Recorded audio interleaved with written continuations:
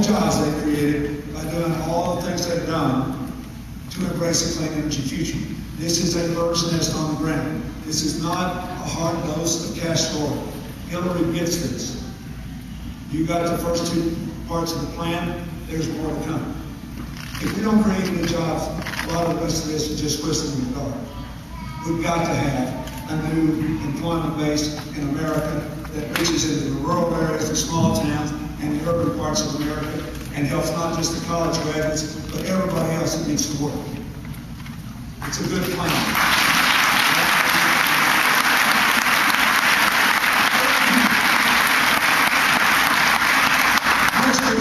We can't make the American economy healthy, and we can't make American society decent until we finally join the ranks of every other advanced nation to give every American access to affordable quality health care. We have to do it.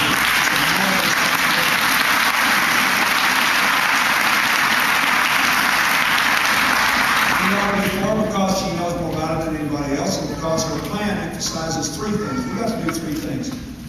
We have a moral responsibility to cover everybody. But we've got to understand, the system we got right now costs you $700 billion a year more, same as our trade deficit. $700 billion a year more than any other system in the world would cost that you put in America. So we got to bring our cost in line with other countries, and she's offered a plan to do that. Just for example, if we had electronic medical records for every American, we'd save $80 million a year. That's 80% of what it would cost to give everybody health insurance that doesn't have. Make it affordable. And the third thing we have to do is do a better job of keeping our people healthy. We are great at treating people when they're sick. You know that, otherwise someone else would be giving you the speech today. Right? And I'm exhibit A about what's good about American health. I nearly perished because of my heart problems, and I feel better than I did for my surgery. We're good at it. We're not very good at staying with it. When we baby boomers retire, if we use medical services in the same way, at the same volume our parents did, we're going to impose a huge burden on our kids and the ability to raise our families. We've got to stay healthy. If we keep letting these kids eat the wrong things and exercise too little and develop diabetes that used to be developed only in adulthood, we're going to bankrupt the healthcare system, and we run the risk of having our children have shorter life expectancies than their parents. We've got to promote prevention. I'll just give you one example. Safeway, not an arm of the Democratic Party, Safeway stores. Last year, changed their rules. They said we'll pay all the co-pays and all the deductibles for primary preventive health care for all our employees and their kids who don't smoke. Guess what happened?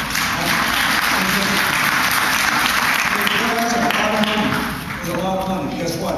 Their overall cost went down 15% because they were healthier. She gets that.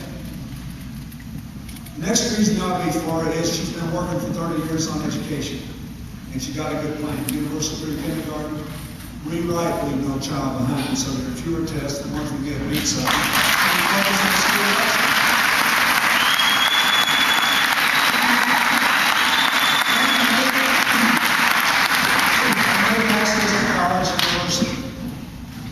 We just got to get over it. I'm just telling you, look at the census. We've got 20 years of data now. It doesn't make sense to have a country where you say you're keeping the middle class dream alive and you don't make access to college with it. It just doesn't make sense. And by that, she means community colleges and other two-year technical training programs too. Not everybody has to have a four-year college degree. Everybody needs some guarantee that they can get a decent job that'll earn a decent living. So all those reasons you ought to be for it. When I was governor of Arkansas and I ran for president in '92, an independent research firm said the two states that made the most progress in education in the last decade were South Carolina and Arkansas. Hillary oversaw our education reform. As a private citizen, she did it. She was more responsible for what happened and the results we got than anybody else. She's been doing this a long time. A long, long time. It's a big, big deal. Now, there's a couple of other things I want to say. We've got to have some Republican support to do a lot of this. I think Americans know something now not many people did when I was president. about how Congress works. Here's the way it works. You can pass any bill with a majority in the House of Representatives. You can only pass a budget with a majority in the Senate. If there are 41 senators that want to stop you from doing something, they can stop everything with the budget. Which means if you want energy reform and new jobs out of it, if you want health care reform, we've got to have some Republicans.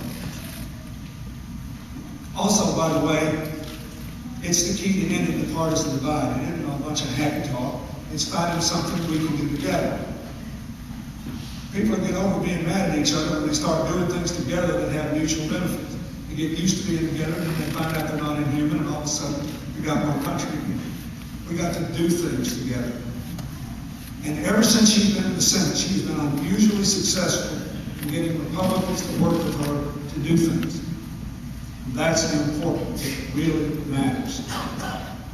Because you can give all these speeches you want, but unless you get something done, it's just a talk. The other reason we ought to be for it is she can be elected, and we've got to win. We've got to win these things.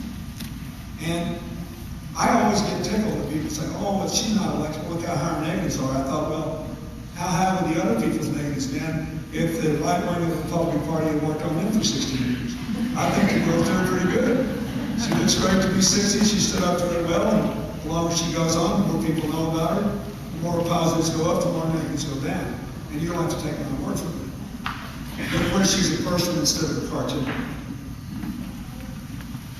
One of the things that hurts our party is the Republicans like for elections to be cartoons. They want the elections to be about the candidates. Remember the cartoon they printed about Al Gore, the cartoon they did with John Kerry, that unconscionable split vote ad, you remember that? We Democrats, we're interested in your progress. So just take the evidence for what it is. She ran for re-election in New York in 2006. New York is not a big uniformly Democratic state. George Bush beat John Kerry in 40 of our 62 counties. She carried 36 of those counties, about 60% in 40 counties. And I always ran well up there because, you know, they kind of like me. It's about like Arkansas. And then I knew one in the horse from another, and understood crop cycles. I got ready. So they sent me up there to campaign for re-election. It was the easiest job I ever had. All those old guys that come to me and said, you know, I never thought I'd vote for a Democrat. I sure never thought I'd vote for her, but I guess I have to. So I'd say, why? Everybody gave me some version of the same thing. Because she is the only person who ever did anything for us. All these other people come through town, get their picture taken, say something they think we want to hear. She sits down, has a meeting, listens to us. We decide who's going to do what, and she did what she was supposed to do. So I'm for it. Maybe this sounds naive, but you know, when you reach a certain age in life, and particularly me, I can't run for anything anymore. And I look back on my life and public life, the only thing that matters is whether people are better off when you quit than when you start. The rest of it's just all air. That's all that matters. And I get tickled when people say, well, you know, if she's not elected, look at Arkansas. Certified base state, more red than I carried it twice. Jimmy Carter carried it once. No other Democrats carried it since 1964. Okay? That qualifies as red. And our governor, immediate past governor, Huckabee's up there running pretty good in the Iowa caucuses. Because he's got a pretty good sense of humor, gives a fine speech. Latest polls in Arkansas, she was only ahead of Huckabee, 48 to 41. Had a double-digit lead in the majority of the vote against every single Republican there. And they certified red state. Why? Because they know her, not the cartoon. She lived there 18 years. 35 people from Arkansas came up here to Iowa a couple of weeks ago and started campaigning for her.